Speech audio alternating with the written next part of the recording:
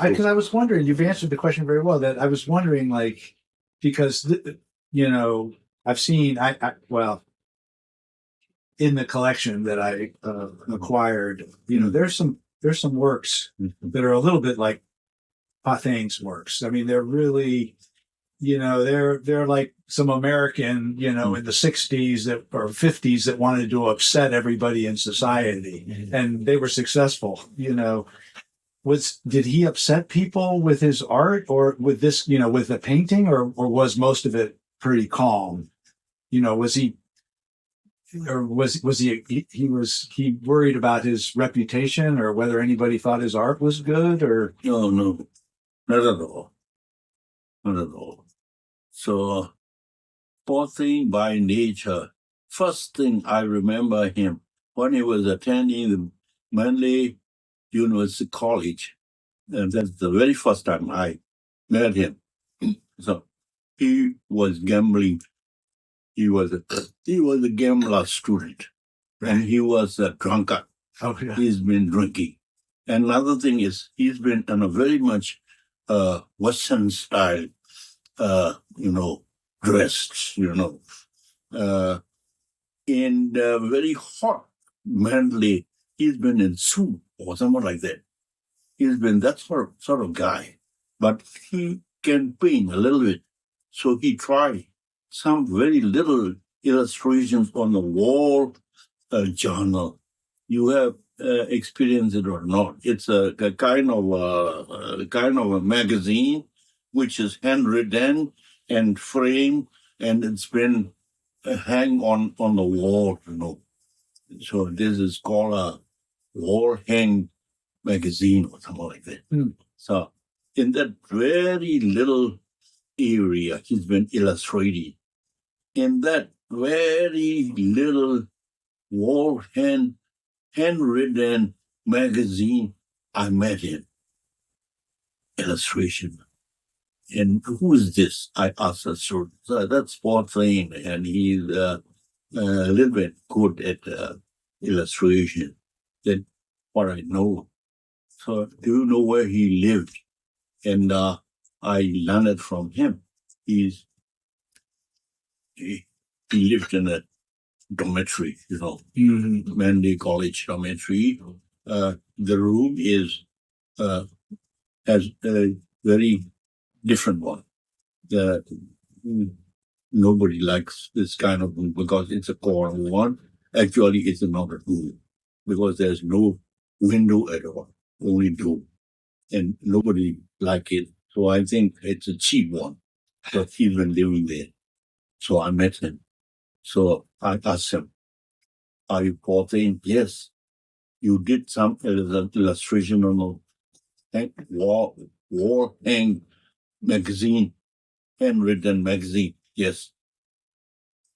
Have you ever tried oil painting? No, not at all. Don't talk about oil. I haven't tried watercolor. So I sketch. That's all. Do you want to try some oil or watercolor? Yes, I do. Then come to me. I am the principal of the State School of Fine Arts, Music and Dancing, Mandalay. You know it? Yeah, I am. Just come to me. I'll let you try on oil and watercolor at my place. I have a lot of materials. That's the very beginning of Paw Thame's real life. Yeah. After that, he's no longer a gambler at all. At that time, he was studying zoology.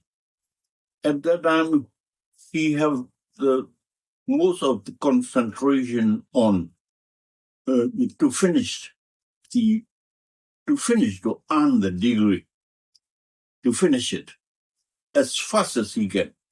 Then he was gone crazy after he tried on oil. Oil painting is something wonderful. Yeah. He's gone crazy. But he was very appreciative. Yeah, when he talks about that. Since in his book. He's a very, very crazy art enthusiast. Yeah, you were his master. Mhm. And I mean, he worked with Kim Ma. But no, I never commit to actually, and he never mentioned that he has learned something from me. That's his habit. I'm not angry with him, and I don't have any comment about it. I also rarely commit that he is one of my pupils.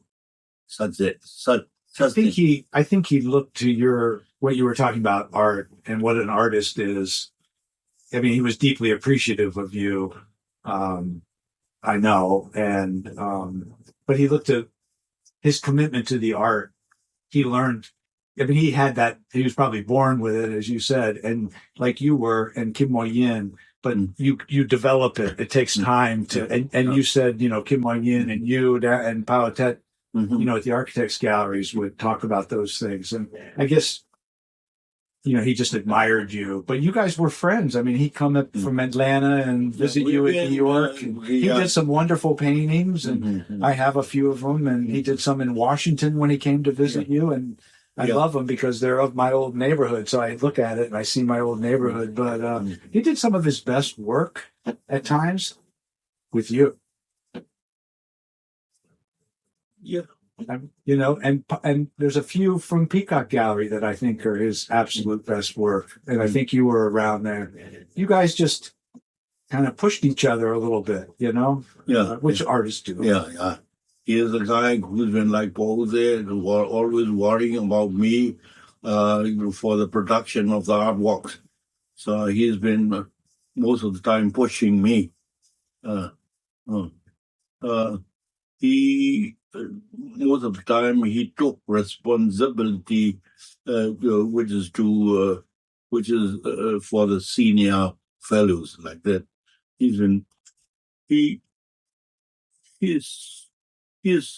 earlier than me. He's been to the States. First thing is a couple of years earlier than me, and he's been in Hawaii.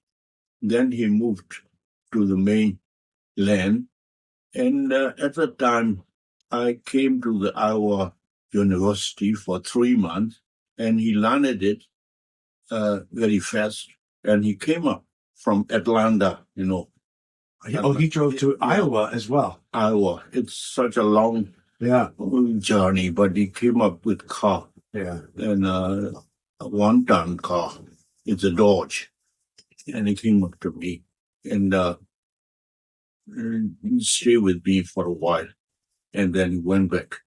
And when 3 months course finished, he came up again and called me. And he has left everything in Atlanta because I'm going from Iowa State to Los Angeles, Hollywood, because after 3 months course in the Iowa State, I've got to move to the Hollywood because through